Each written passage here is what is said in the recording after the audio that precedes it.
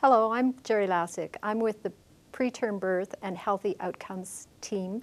I'm a co-investigator in a study that's looking at the economics of preterm birth in Alberta. The increasing rates of preterm birth and the survival of younger and younger babies means that healthcare costs are escalating. In our interviews, we've been asking parents about what the experience of preterm birth has been like for them.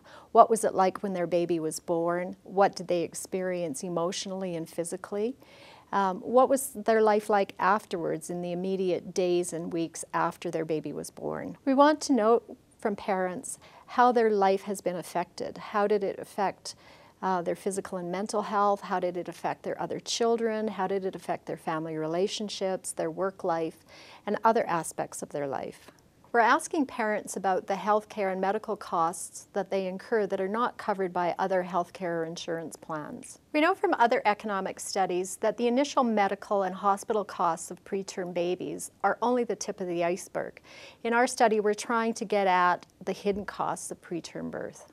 What parents have told us is that they don't expect to have a preterm baby, and when their infant is born, it knocks them off their life course. In the immediate aftermath of their baby's birth, parents are in crisis. Their attention is focused on their baby's immediate survival, and they also start to think about the long-term implications of preterm birth. When we asked parents about the costs of preterm birth, they looked at us blankly. They had no way of understanding our questions because in their minds what they were doing is simply looking after their children. They were being parents. We came to understand that if we wanted to get at the total cost of preterm birth to families, we had to start asking the right kinds of questions. Our interviews with parents are going to help us design a better qualitative study. It's going to help us get at the material that we need in order to understand the total cost of preterm birth.